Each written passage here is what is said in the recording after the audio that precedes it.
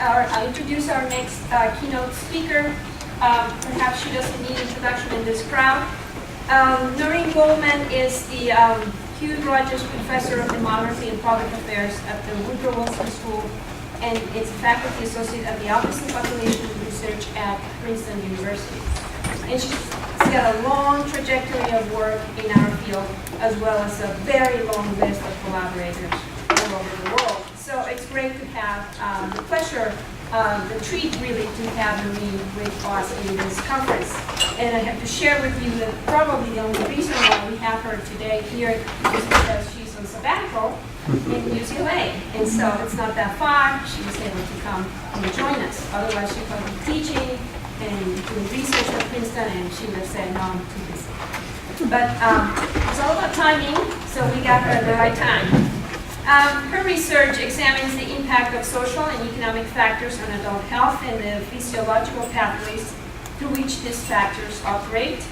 She has been also conducting research specifically on health disparities among Hispanics. And that's probably why she can reflect on what's going on in the future, and that's what we're going to hear about. She's published, as I said, with a long list of collaborators, but it's very interesting about Noreen is that she publishes in population, epidemiology, sociology, statistics, collaborators in journals, and so she's a very eclectic, very fascinating person to talk to and listen to. And like I said, she's on sabbatical, but I have to share with you, and you probably have never heard me tell you this, she's got the science of balancing home and professional life like I've never seen. And so with that, both men and women, please join me to admire Noreen as a person, as a woman, as a mother, as a wife. Thank you very much for coming, as a professional. Thank you.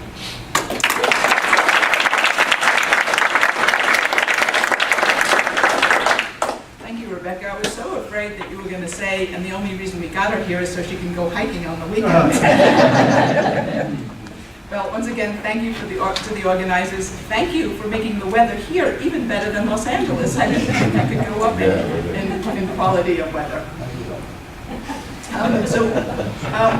What I'm going to do today is try to reflect on two areas of my research over the last decade or so and see how they pertain to this topic about Latino mortality advantage.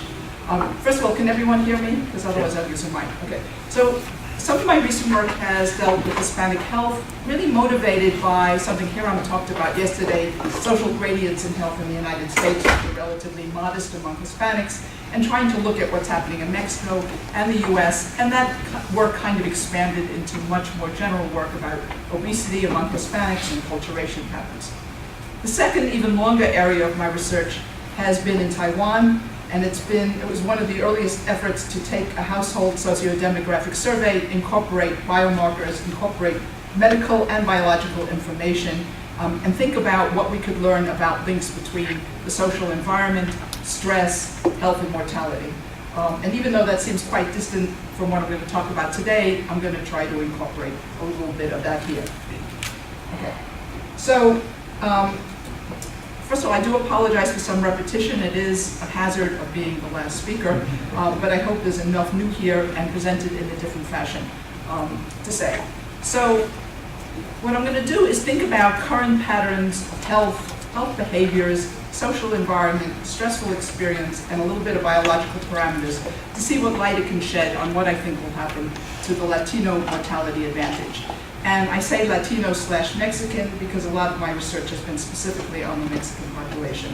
And I'll probably use those words largely interchangeably, as well as Hispanic, because many of the graphs that I show you actually use the word Hispanic rather than Latino, which I will use as synonyms. And my comparison group will be non-Hispanic whites, by and large, for most of this. Okay, so I start by thinking about what are arguments that would say this advantage will waste away, that it will decline in coming decades. And we've seen some of those arguments. I start by presenting two of them. They're very linked. One has to do with the high prevalence of obesity in Mexico and among Mexican Americans, and the high prevalence of diabetes, which is in large part tied to the high prevalence of obesity. Okay. So, Many of you have seen a graph like this. I used to present it in my classes. You ask students, so if we look at obesity around the world, who is the leader in obesity? And almost everybody feels very comfortable saying the United States. Okay. And as many of you know, that was true until a few years ago. Right? Now Mexico has surpassed the United States. I don't typically do excerpts from Fox News. Try to be broad-minded. So this particular bit talks about how the U.S. no longer holds the title of the most obese nation. It's now been passed to Mexico, with roughly a third in both countries of adults being obese. And they say in the last sentence, something I'll get to in a little bit, nearly 70,000 deaths in Mexico each year are caused by weight-related diabetes, and more than 400,000 new cases of diabetes are diagnosed annually. Okay.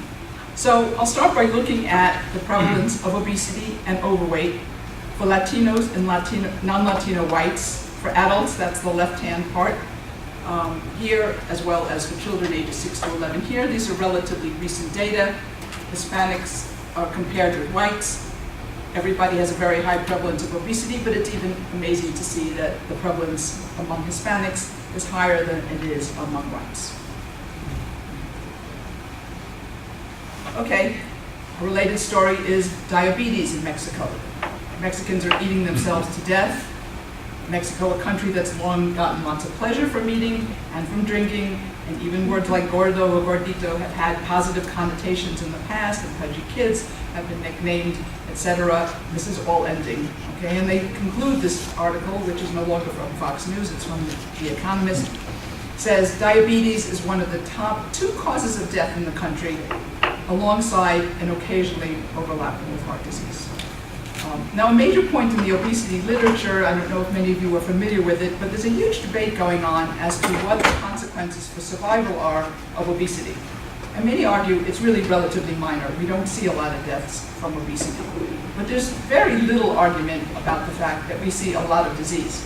And diabetes is part of it, and as you've already learned, diabetes itself is associated with so many other diseases, as is obesity, that the potential far-ranging effects of obesity are enormous beyond diabetes, but diabetes is singled out here partly because of its very high prevalence in Mexico and because of its very strong link with obesity.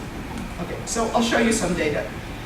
So this has to do with prevalence of type 2 diabetes, the diabetes we're typically talking about, what used to be called adult onset, no longer only adult onset, but the type of obesity, of diabetes associated with obesity. The prevalence in Mexico just between 1994 and 2006 over doubled from 6.7% to 14.4%. That is a huge prevalence of diabetes. I have this little pie chart, and where diabetes sits in the leading causes of death varies a little bit from one source to the other because it depends on how you classify causes of death. In this particular pie chart, it's number 1. Okay, and heart disease comes number 2. I mean, that is really startling to think about diabetes being the leading cause of death in a country. If you now contrast it with the US, where diabetes is an important cause, the contrast becomes more prominent. So here we compare the US and Mexico. In this particular tabulation, diabetes accounts for almost 15% of deaths in Mexico, 3.6% in the United States. So despite what you saw was an almost as high prevalence of obesity in the United States. Okay, so diabetes is certainly something to keep in mind as we think about what does the future hold for disability, for mortality among not only Mexicans in Mexico, but Latinos in the United States. Okay. Here I turn to the US now. I look at rates of diagnosed diabetes. We just had an interesting talk about how much of diabetes is undiagnosed. Most of the data refers to diagnosed diabetes. What's interesting perhaps is that Hispanics are not the leading group. Right? Non-Hispanic blacks, and especially American Indians and Alaskan Natives, have a higher prevalence. This is all among adults, but they are substantially higher than non-Hispanic whites, which is the comparison group most often used in thinking about the Hispanic mortality advantage. Okay, so we see high rates of diabetes in the US, and if we were to see that for Mexican Americans in particular, not all Hispanics, it would be virtually 14%. So not so surprising. Some of that, of course, will be influenced by what's happening in Mexico. Others will be influenced by by what's happening to Mexican Americans in the United States. What I hadn't quite realized, although it makes sense, is that if you look at diabetes by type 1 diabetes we often call juvenile diabetes. It's an inability to produce insulin as opposed to type 2, which is a resistance to insulin. If we compare whites and Hispanics by age, these are all relatively young ages, the ages that one's most likely to see type 1 diabetes emerge. What's interesting is Hispanics do not have higher, in fact they have considerably lower rates than whites of type 1 diabetes. The diabetes excess among Hispanics, among Mexican Americans in particular, lies completely with type 2 diabetes. And here, even at the very youngest ages, ages that in the past we never thought of as being ages afflicted by type 2 diabetes, we can see in relative terms roughly 3 times the rate among Hispanic youth as among whites for type 2, but lower rates for type 1 diabetes. Okay. So not so surprising in terms of the differences in incidence and prevalence of diabetes between Latinos and whites in the US. If we look at the diabetes death rate in the United States by ethnicity, we see that Hispanics have higher death rates. This is a ratio, so 40, 50, 60% higher, depending on whether it's male, females, or both groups together. So much higher rates in Mexico than the United States, but if we look within the United States, Hispanics have higher death rates from diabetes than do whites. So I'm not going to say a whole lot about the causes of this. We'll talk a little bit more about the consequences of obesity and diabetes. Clearly, the high prevalence of obesity and diabetes among Mexicans in the US is partly due to the increasing prevalence in Mexico, which is also part of a much broader change, what's called a nutritional transition. The change in diets, the high sugars, the high fats, the reduction in healthy foods, the reduced physical activity. Part of it is due to Mexico's long exposure to US diets and behaviors. A postdoc of mine in the past, Matt Creighton, did an interesting analysis where he looked at adolescents in Mexico and he looked at the rates at which they developed diabetes over time by whether or not they had close contacts in the United States to family members who were migrants in the United States. And those adolescents who had close contacts had higher rates of developing obesity within Mexico. These were not adolescents who ever themselves were in the US, but it was the contact. It was presumably either the money that bought them access to unhealthy diets or behaviors. It was the changing norms for people who had spent a lot of time in the US. But that influence crossed the border, and the influence goes on within the United States itself. So we have this three-pronged kind of influence of making obesity and diabetes high among Mexican Americans. What's interesting, and this refers to something that went on yesterday, maybe it was part of Bob's talk, is if we now look at what were these traditional graphs of negative health-related behaviors for immigrants, for second or third generation Hispanics, for immigrants by time spent in the US, we used to see something like this. So I call this, quote, typical acculturation patterns, even though as somebody else said yesterday, hate the word acculturation. I think it's just being used for lots of stuff we don't understand. But this graph shows you the percent obese by time in the US among the immigrants, less than or more than 15 years, and then by higher generations, this is all of Mexican adults in the US. So many graphs look like this.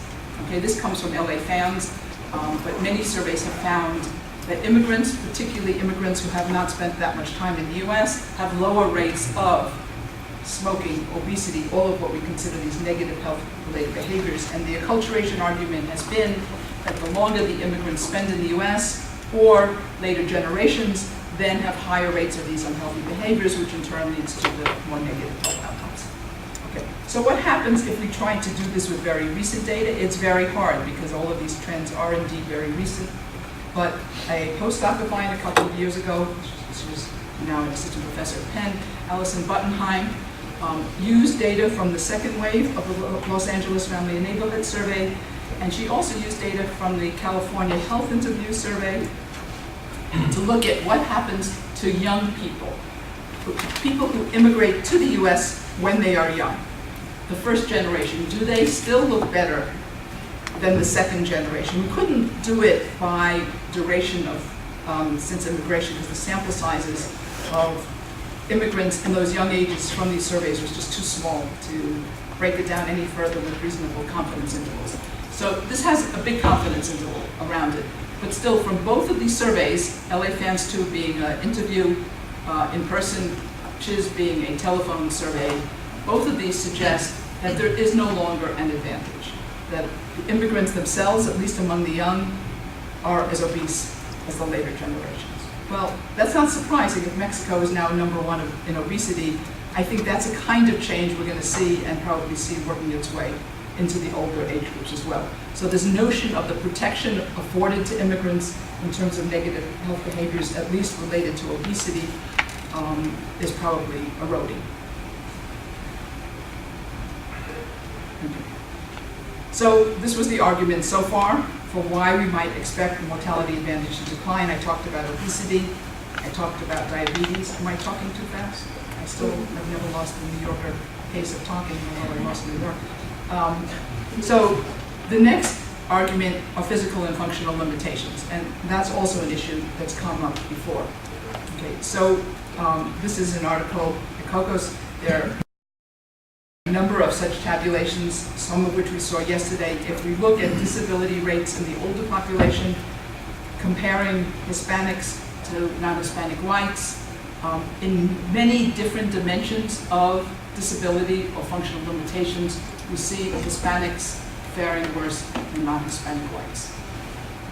This is actually part of the big puzzle, part of the complexity of Hispanic health patterns. They survive longer, but they're more disabled, something we don't understand. But it's also something quite critical in thinking about what the future will bear, particularly since both obesity and diabetes bring along with them very high rates of disability. So if anything, this kind of differential is very likely to increase as these trends have longer in which to operate. This graph shows you that this was true for the US born and is also true for the foreign born.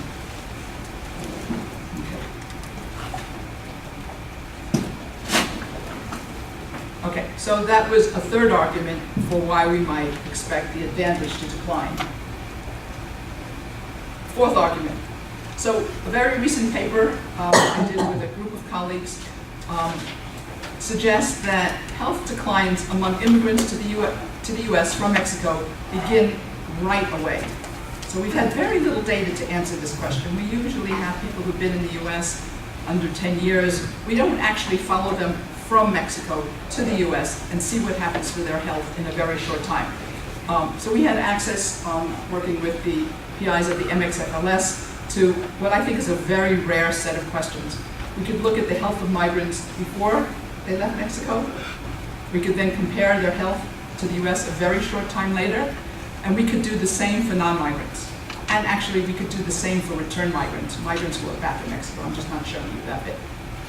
And so what the Mexican Family Life Survey asked was they asked somebody to assess their health relative to somebody of the same age and sex. They asked that at 2002 and 2005, including for those who moved to the US between the waves, including those who were still in the US by the second wave. And they asked a second question, and they asked people explicitly to compare their health to 1 year ago.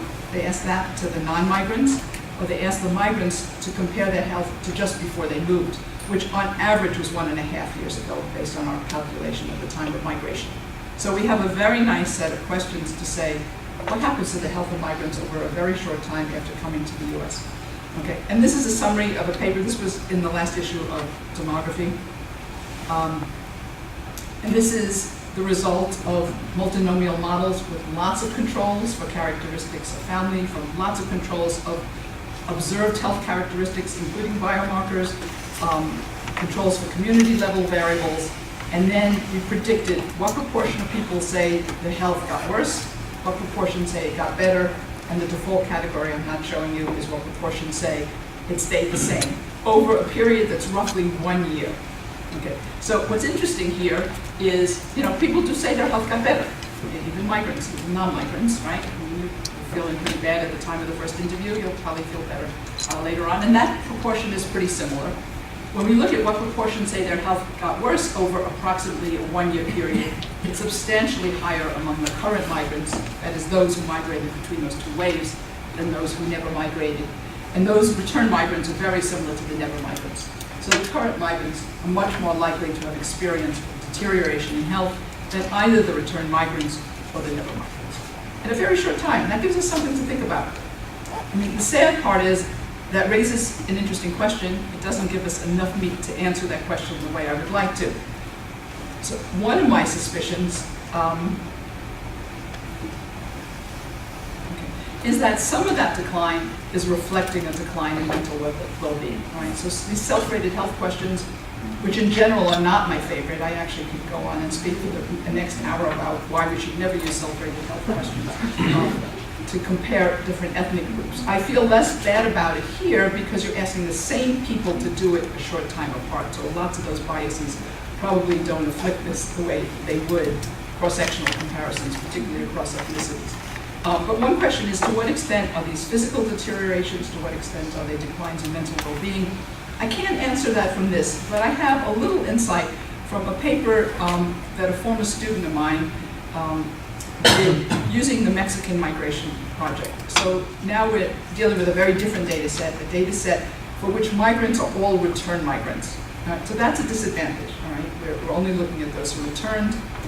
And she looks at what are the odds ratio of having a range of ailments, conditions, diseases for these migrants, all of whom are return migrants, compared to never migrants.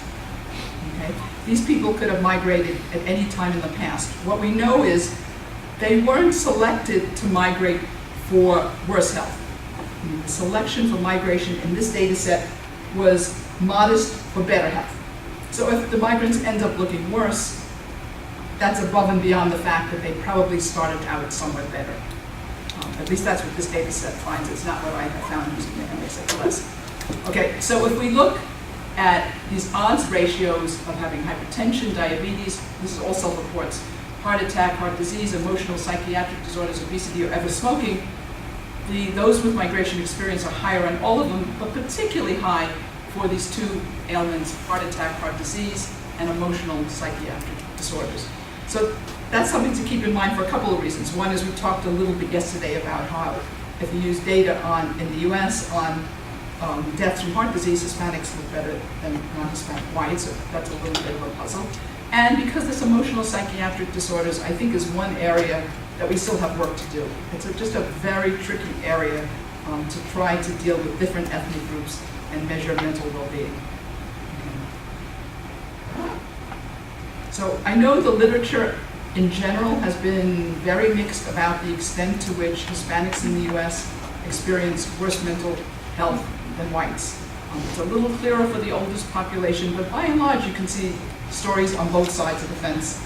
I'm showing you one that looked at the Behavioral Risk Factor Surveillance Survey and looks at current depression among adults, relatively recent data.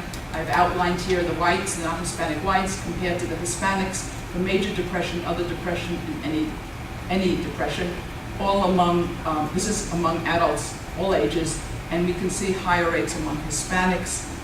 I could have produced some data set that didn't show that clearly. My supposition is there probably is, at least in those initial stages, some deterioration in mental well-being that follows immigration. Because all of this raises the issue of why should health deteriorate so quickly after immigration. Some of it undoubtedly must be the move itself. So my next thing is that these very early declines in health, by early I mean early upon arrival in the United States, are likely, at least in part, to result from stress. And I put it in quotes because after acculturation, or even before acculturation, is another word I hate. Because I think it gets used far too much in the wrong circumstances. What I mean here is stressful experiences, events that many of us would consider to produce anxiety, as well as people's perceptions of stress. Okay. I think they're not only very high for immigrants, but they are likely to increase. And this is an issue that we have to think about in the context of what will happen in the future. And it's another area in which I think we have relatively poor information. So Here are some of the sources of stress. We all think about this, that Latinos are likely to experience. Some particularly for new migrants, some particularly for undocumented migrants, like border crossings have become more costly and dangerous. What's happened because of that is that people are isolated from their families, often including children, for much longer than they were in the past because it's too scary to make them move home and come back again. Anti-immigrant sentiments, I put in green those that I think are really on the increase, are increasing in many parts of the United States. In addition to these that I think are increasing, there are plenty others that have been there for a long time. Lack of health care, which is not being remedied by the ICAA, the difficulties of finding work, finding adequate work, housing, poverty, language barriers, poor conditions in neighborhoods, discrimination. All of these are undoubtedly sources of stressful experience and likely to produce perceptions of stress among Latinos. So I've done a lot of work in this area of how stress affects health, not among Latinos. In fact, somebody mentioned that question yesterday of how much data do we really have for Latinos. My own guess is we don't have a lot, but I shouldn't state that with confidence because I don't know that literature very well for the Latino population. I've worked a lot in Taiwan, measuring stressful experience, measuring perceptions of stress, measuring subsequent outcomes, including what we call biological dysregulation. People's biomarker values like cholesterol levels and inflammatory markers and HbA1c are out of whack. They're out of whack for long periods of time. It's not that they've just had an acute condition. We've looked at mortality as well, and we've looked at functional limitations. What we've learned is that perceived stress, if anything, is probably at least as powerful as the experience of stress. So we ask a whole battery of questions to people about what they perceive to be the anxiety in their life for different domains. Their work, their health, their children's work, their marriage, their children's marriage, etc. We find that's associated with mortality in Taiwan. There's a paper by a former postdoc of mine. It's associated with biomarker dysregulation, particularly cardiovascular metabolic in Russia. We've done some comparative work with a survey in Moscow. We've noticed that exposure to stressors is associated with biomarker dysregulation, especially chronic inflammatory markers in Taiwan, only significantly for those with what we call high psychosocial vulnerability. What does that mean? It means people of low SES. It means people without good emotional support. It means people without good locus of control. Again, I don't know how much data we have on some of those dimensions for the Latino population, but it's hard to imagine. We certainly know the poverty, the lack of health insurance. It's hard to imagine that there's strong feelings of locus of control, for example, among an undocumented population in the United States that's denied access to most services and is discriminated against. Okay? So that's another area where it would be interesting to learn more about the Latinos. But my overall feeling is that this kind of exposure to an incredible stress that's only getting worse by crossing a border for the more than 2/3 of Mexicans who are undocumented must be related to these immediate declines that we see in their reports of their own health a year or two after migration. Okay. Now, I kind of jump a bit and talk about high inflammation. Okay, I mean, I had to get Taiwan in here somewhere.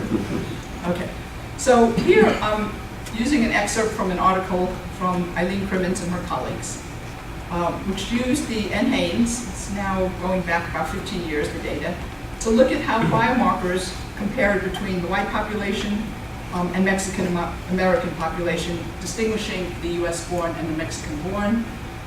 For a whole bunch of what they had were 10 biological parameters that they singled out from NHANES and 3 inflammatory markers. I've put the inflammatory markers in red, not because it's the only one that shows a difference. In fact, they all show the Mexican-American population faring worse than the white population, but because of something I'm about to say, because of the importance of what I think chronic inflammation is for disability and for future survival. Not the markers we're most familiar with, not the ones that are clinically most relevant, at least in today's clinical world, but ones I think we're going to study much more in the future. So before I proceed to the next part of the story, we can just look and see that for Mexican Americans, this is kind of the average number of these 3 markers that are considered to be out of normal operating ranges. Okay? And that's higher for Mexican Americans, slightly higher for the US born than the Mexican born than it is for the whites. And this difference overall is statistically significant. Okay. So why do I care so much about the inflammatory markers? Okay. So this is very recent. I think it was, an early version of it was published about a month ago in PDR, and a much updated one was sent yesterday to the PAA. It did the following experiment. It said, we have a lot of biomarkers collected in Taiwan. And an interesting question is, if we're interested in 5-year survival, which is actually as much as we could measure using 2 values of our biomarkers, what biomarkers will be most predictive of surviving or dying in the next 5 years? Okay. I probably shouldn't have popped it over there. It's a little too late for me to, I don't know, to fail those cognitive function tests. You maybe could not recall any words that I showed you 10 seconds ago. If I asked you that before showing it to you, I don't know what you would have said. I guess it depends how much you read the literature. I know many people would have probably said markers like cholesterol and hypertension and markers of blood glucose and things, and maybe BMI or a better measure of obesity, and also that was hip ratio, something of the sort. Those markers are really poor markers of survival in the older age groups. So what we did is, so one of the difficulties of answering this question is it depends to some extent on how you determine what's best. There are many statistical measures for determining what the magnitude of improvement in prediction that you obtain. Many of you are probably compare likelihood ratios from 2 models. Some people may look at statistical significance. What most epidemiologists do is they look at discrimination ability, the markers that are best able to discriminate those who died in the next 5 years from those who survived in the next 5 years. Okay, that sounds great, but there are a whole bunch of those measures.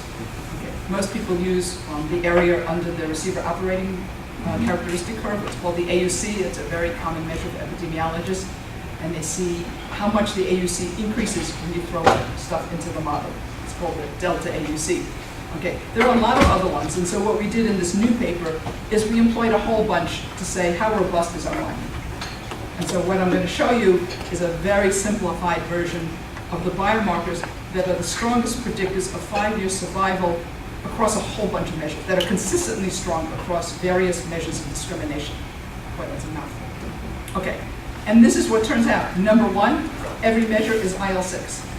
Interleukin 6, it's a measure, it's essentially like a hormone, an interleukin that does the communication in the immune system and gets the whole inflammatory response kind of moving. It gets all the different pieces to talk to each other. That's what happens when you have a non-biologist trying to describe these. The next 2, SICAM1 and SE-selectin, are called adhesion molecules. They help the white blood cells, the leukocytes, come to the site of the injury and stick together so they can be effective at getting rid of the invaders. C-reactive protein, people are more likely to know about. It's also it's a general marker, non-specific marker of inflammation. People are now getting that measured. Some people are getting measured clinically because it's related to heart disease. Okay, so of the top 6 that I've listed, 4 are chronic inflammation markers, which I think is pretty astounding. So why do I bring it in here? I bring it in because if we look at a biological perspective, having high values of inflammatory markers is another signal of not good prediction for future survival. And then the 2 others that consistently make it into the top 10 are homocysteine. That's an amino acid that's high levels of which are linked to heart disease, and people really don't have a clue as to whether that's a causal process or it's just a marker that things are going wrong in different domains. And DHEAS, which is known, it's a steroid. It's the most dominant steroid in humans. That's a precursor to both estrogens and androgens. It declines a lot with age, and it seems to be predictive of a whole range of outcomes. Okay, all of these models, by the way, these results all are based on models that have lots of controls. So they're controlling for age and sex and sociodemographic variables, all sorts of different self-reports of health and functional limitations. So these are the biomarkers that matter above and beyond. Okay. Okay, so I now have used up almost the entire slide and telling you why I think the advantage is going to decline. And I don't have a lot of space to say why it might not decline. Okay. So I have less space now that I put a heading that said, arguments against the decline, I have almost no space, and I can come up with really only one good one, and it's smoking. Okay. And Bob talked about a little bit of this yesterday. And can people not see, oh God, that's even worse, that you can't even see that. Okay, take my word for it, it says smoking. It says it in purple. Okay, so let's look a little bit at the data and then I'll put in the caveats. If we look at the prevalence of cigarette smoking among adults, people 18 and over, very recent data, Hispanics have relatively low rates. It's not quite as low as Asians, but it's considerably lower than whites, blacks, and most other groups. Above and beyond that, if I broke this down, I wouldn't have as recent data, but if I used earlier data to break it down by place of origin within the Hispanic group, Mexicans and Central South Americans have lower rates than the other groups. And anyone who's worked with the Hispanic paradox will also say, not surprising, these are the groups most likely among the foreign-born to show the Hispanic health advantage. You know, clearly something must be going on here. Smoking rates for Hispanics declined substantially over the previous decade. And Hispanics smoke fewer cigarettes per day than the other groups. All of these go together to say there's got to be a big story here that the relatively low rates of smoking are protective. Okay? And there's been a lot of work on that. So my former student, Laura Blue, together with another graduate student, Andy Fenelon at Penn, produced this really nice paper that says, let's look at the expected years of life at age 50, life expectancy at age 50 for Latinos and whites over this 20-year period. So the first thing is 1990, this is 2000, and this is 2010. Okay? And one interesting thing we see is at least going to 2010, that gap in life expectancy in middle and older ages has gone up. So far there's no evidence of a decline. And that's as recent data as we can get. The upper story is for women, this lower story is for men, where it has also increased. The gap is not quite as big for men as for women, which also immediately can kind of ring a smoking bell, because Latin American women are considerably less likely to smoke, and American women have been one of the forerunners of early years of very high smoking, which has led to a huge health disadvantage among older American women, even relative to European counterparts. Okay, so what they conclude in this paper is that somewhere between 50% and for Mexicans 60% of this discrepancy is due to differential smoking between the groups. Okay. Now Bob mentioned an analysis yesterday where he did a regression and he put smoking as a variable, right? And as you know, and as many know, that doesn't work. That doesn't do the trick. It's what many people have done to try to compensate for smoking. But the problem is smoking takes a long time to have its impact. And it has its impact on a broad range of diseases. We all know lung cancer, but heart disease is a major disease associated with smoking. You either need a time series history of smoking rates, which we never have, or these kinds of procedures that Sam Preston and others have used, which are based primarily on lung cancer mortality, the deaths from lung cancer in a comparative fashion, distinguishing it from other causes that give them a pretty good handle and pretty robust to different procedures as to how much of mortality is probably generated by smoking. And so they come up with an estimate for Mexican Americans of about 60%. Okay. Now the story is a little less elegant in this last slide that says, okay, well, the gap has increased over time between Latinos and non-Hispanic whites in terms of life expectancy at age 50. That 60% was at a point in time. How much can smoking differentials account for the increased advantage of Latinos relative to non-Hispanic whites? And there the answer is about 40% for women and virtually zilcho for men. So it's not a perfectly clear story, but there's a fair amount there about smoking, at least for recent decades, being a large part of the mortality advantage. Now, Bob raised this issue, which I'm not very familiar about, some very recent data suggesting high adoption rates among the very young. That's also true for whites. I don't have a sense of what the difference is, and of course now we're in a world of e-cigarettes and all sorts of alternatives that are being adopted by the young. But that's another place that would be of great interest to think about data collection. What's happening to the youth today with smoking and alternatives to traditional cigarettes? This is probably the state to talk about alternatives to traditional cigarettes. Okay. So let me conclude with this slide. which says, so what is the bottom line? I gave you a whole slide worth of reasons to expect a halt in decline because of obesity, diabetes, not only higher prevalence, but the fact that access to health insurance, access to quality of healthcare, all of these things are worse among the Latinos, even exaggerating the few points that I put already on the list. I gave you one counter argument about smoking. And so it leaves me feeling quite confident, unfortunately, that disability among the older Latino population will increase.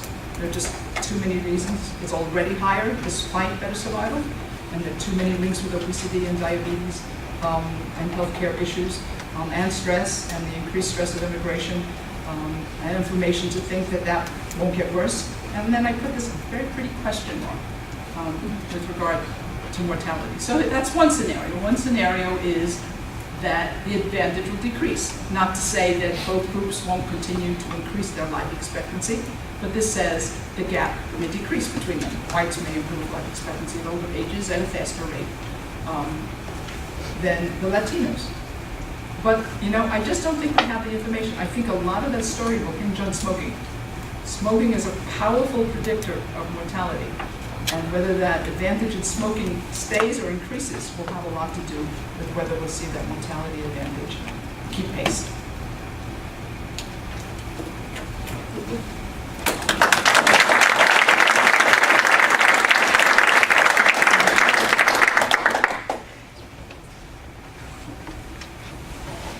you like to? Besides smoking, is there another positive when we look at the future? You mean, is it not just because I ran out of space on the slide? Are there other reasons? Not, so I'm extrapolating from current recent studies. Right? Can we conjure up scenarios? I don't know. I don't see the recent patterns telling us a better story. Or maybe you could argue that, you know, selection changes on immigration, right? That's not a comforting argument, but you get, my own work in Mexico showed very little positive health selection of migrants from Mexico to the United States, using follow-up data from Mexico to the US, only in Mexico less. You know, you could say if that changes, if the impediments to immigration increase so that only the much more robust and the more educated can make it, then you'll see a different scenario, but that's not the scenario we want. We don't want a selection story, we want a more causal-based story to think about. I just saw online that JAMA just published a paper on the affordable care and African Latinos this week. So it'll be interesting to see if we can circulate it. But that's unlikely to be something that's going to benefit Latinos relative to whites. Yeah, I mean, we don't know that. And it's not likely. It's not likely, given the, especially if we're talking about Mexicans, given the huge fraction that's undocumented. Yeah. We know that that's not going to be accessible to them. Immigration two-thirds reform of is likely to go up at some point. At some point might be the dominant, Top point. the dominant words Christopher there. Bill, and then Well, I think, you know, the only thing I can see that potentially can deviate this course that you're describing is the possibility of differential vulnerability in terms of different pathophysiology for different major groups. And I think that there is some evidence that there is such a thing as the pathophysiology being mediated by different kinds of background, you know, in factors that are biological factors and genetic factors. And I mainly point to the same issue as I was raising yesterday about the differential vulnerability for heart disease emerging from diabetes. If that in fact is something that seems to stick, that would lower the likelihood, because it is, you know, that we don't have a excess mortality for cardiovascular disease among Latinos at this point in time. At this point in time. At this point in time. So the question is, will that move in the same with in a uniform direction is what you're pointing out, that you suspect would happen with inflation. Because, for example, in cancer, we have differential rates too. For example, breast cancer has differential rates for Latinas versus non-Latinas in the United States. And we don't really understand why that is. I mean, there's differential physiological processes that are going on, pathophysiological processes going on. And of course, there's questions of exposure. There's a lot of other questions in epidemiology that lend themselves to some explanations here. But I think that there's a lot of people working on these issues, because I know that Cohen, the dean at gerontology at USC, is looking at humanin as a determinant, a biological determinant that seems to separate groups in terms of their vulnerability for cardiovascular disease. He's never looked at Latinos, but he knows that African Americans have much higher levels of human, and other ethnic groups that have high levels of vulnerability also have high levels of human. And so I'm just getting to the point that there may be the potential for different pathophysiological processes emerging from the same type of exposures and situations. So we really don't know the answer to that, but there seems to be something going on here because we don't get that high cardiovascular risk level thus far. Now, it could be that tobacco smoking is See, that would be my a lot answer. of that. That's my answer would be too. to smoking But as we just well. don't know about that other answer, and I think that there's a lot of people really looking at those kinds of issues because, we're going to go to personalized medicine. So that will be just looking at you as an individual as opposed to looking at groups and trying to determine, okay, what is the situation for you as an individual? And we know that there's differential distributions of some of these determinants. So this is where the physicians are at and the biological geneticists who are looking at these kinds of issues are at. So I'm just saying these are unanswered questions. I'm not saying I have the answer to this and this is going to deviate it. I'm saying that this is a lot of what people are looking at from the standpoint of disease vulnerability in individuals and groups, and the confusion between turning ethnic groups into biological categories. Cassio? Yes, very great presentation as usual. I tend to be more optimistic. That's why we get along. Maybe because it's the Brazilian bias. On your large list of pessimist items, you mentioned a lot about things getting worse. But we don't know a lot about what happened in the past. These things have been measured now, so are they worse than they used to be? So that's one first question. The second question is, okay, you presented projections until 2020, which is kind of a very near future. But don't you think that when you talk about Hispanics, Hispanics is a very heterogeneous group. So instead of going into all this very good, great characteristics, there is something broader that's the country of origin. And we have shown that it varies a lot in mortality differentials by country of origin.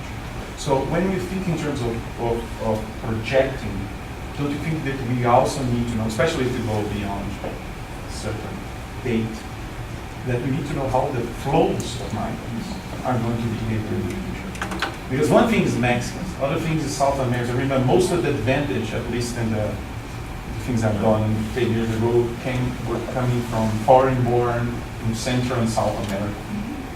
So I would also like to hear your reaction. So I agree with you. So first of all, you should know that this thing over here was not really a projection. I know. It was like drawing a line. No, you can simulate anything you want. Since you're a big, you're simulating. So you can even draw, you already simulate better than any computer. Right. So a lot of my arguments are really focused on the Mexican population, right? And that's sort of what I said from the start, because that's a lot of my own work, my work with students in post office has been based on that. So I agree, if we're going to treat Hispanics as a whole, we have different stories. Mexicans will dominate that story. Of course. Right, so And that's the an future issue. will- And to the extent that Mexicans dominate it, undocumented migrants will be a big part. In theory, that could change. I'm not very hopeful either, but you could imagine changes in immigration legislation that legalize crossing the border. I think that would have an impact. So we said, what else could have an impact? That would change access to health insurance, that would change access to jobs, that would reduce stress, that would reduce the leaving the family members behind for long periods. That would have a huge impact. So I agree with you. I don't know how we can even getting deal worse. The question about getting worse. So I think the obesity and the diabetes stories are really getting worse. Those are strong getting worse stories. And they're important stories, particularly because diabetes, is such a major cause and is linked with so many other causes. And because we have no evidence so far that this is turning around. In fact, we're beginning to see it in that kind of acculturation pattern graph that I showed you. And obesity, likewise, there is an open debate about its impact on survival. I think the debate is now turning to thinking that it's worse than we thought it was. Yes. But there's little debate about its impact on disability. So some other bits, I think migrants have it worse today than they did earlier too. I think, the whole reinforcing the borders, the anti-immigrant sentiment. Other things, inflammation, I can't begin to say. I mean, we barely have any data. So are the biological profiles worse than they were? You're right, we have no idea.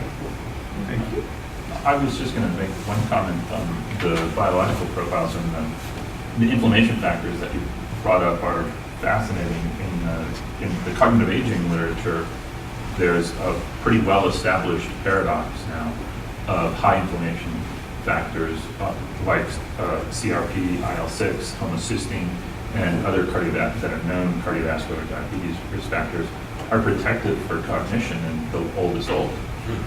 And that in those the are oldest old, but not in more generally in the old. no, not in more generally, Yeah. but I'm saying that these are, and that as we go through, and your other two, the adhesion like and T cell factors are now considered candidates for biomarkers for Alzheimer's disease, because those are, we're seeing in GWAS studies that those type of factors are becoming more important.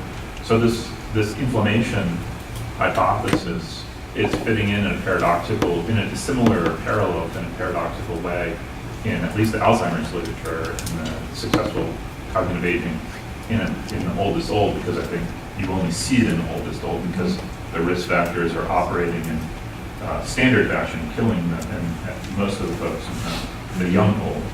And then those survivors, you get the survivorship effect and you can detect the signal. But it's fascinating. I don't know what to do about it other than to mention that these inflammation factors are running in parallel geriatric literature as protective, actually. It's interesting because I have a graduate student now, and part of her thesis is on looking at these inflammation factors and cognitive decline in the elderly, not the oldest old, but the elderly as a group.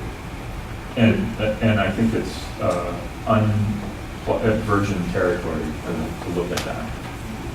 Iram, and then Iram. Yeah.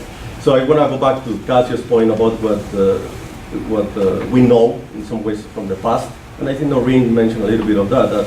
For instance, in the case of Mexico, we know that health has been changing quite recently and is changing quite fast. So what I was also interested in is the markers that Noreen found related to survivorship are pretty much inflammatory processes, markers related to inflammation. And I think another mechanism that I think was going to be interesting is for the migrant population, that we have people that are coming from countries that had a very recent mortality transition. So these are individuals that grew up in environments that had a high inflammation processes because they had a lot of infection conditions. So they were very high inflammation processes going on early on.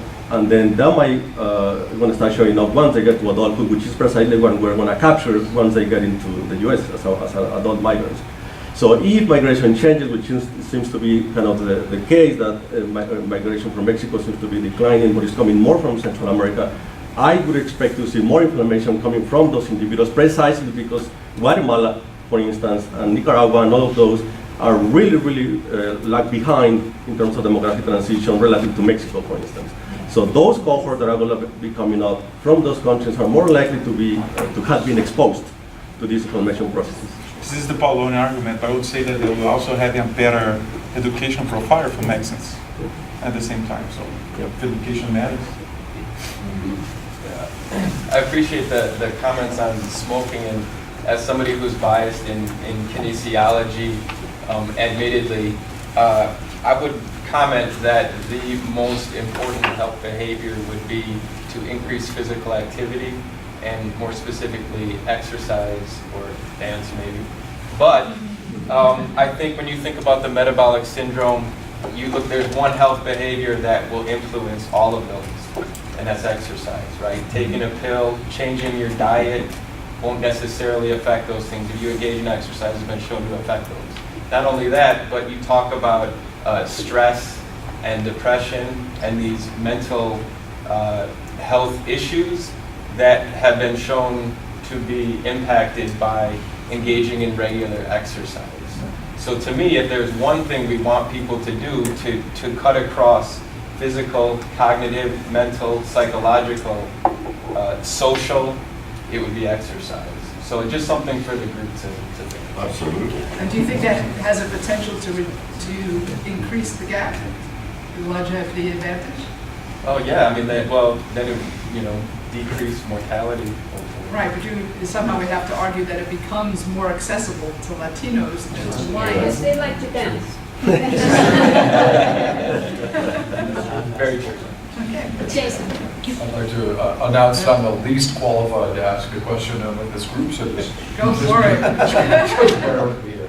I have a potential one dot for your widening good. explanation, and that is, and I could be horribly wrong here, but that is if the distribution of health and health behaviors, especially with diabetes and BMI, is changing recently, the distribution itself, and accompanying that is maybe a thickening and a widening of those tails, potentially in some ways.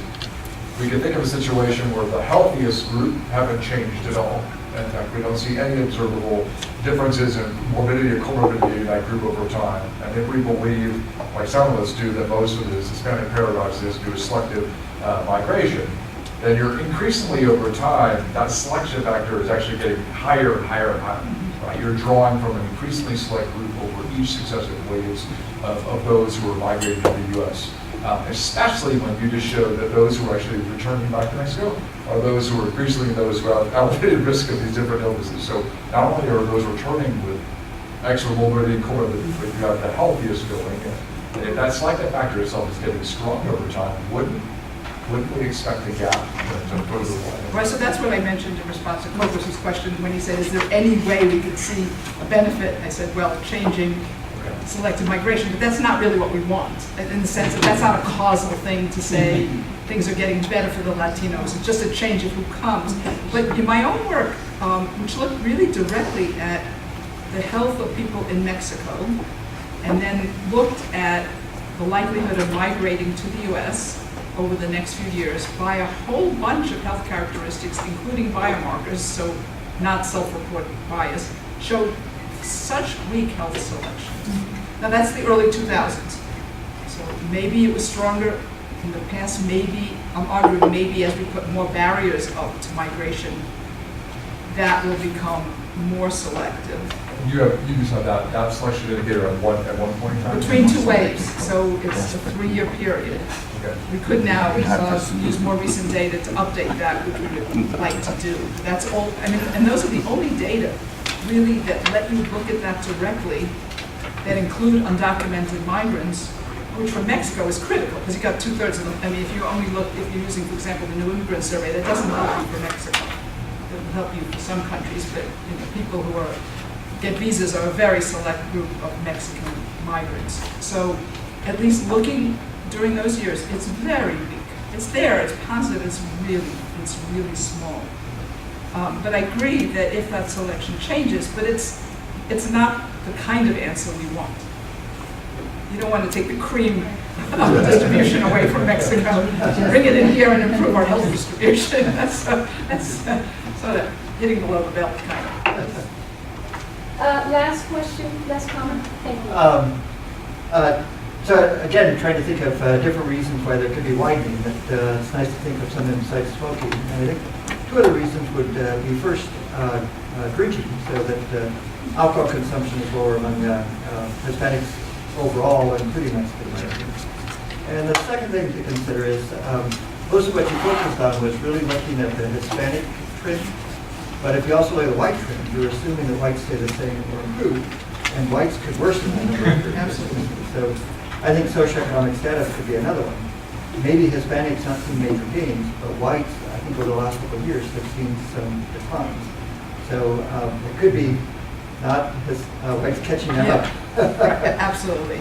That's absolutely something I did think about when drawing that graph, but I just didn't want to enter that whole morass.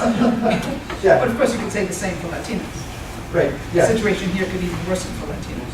right. Right? It could be better for whites as more people get health insurance among the whites and they don't among the Latinos. So it's a complicated one.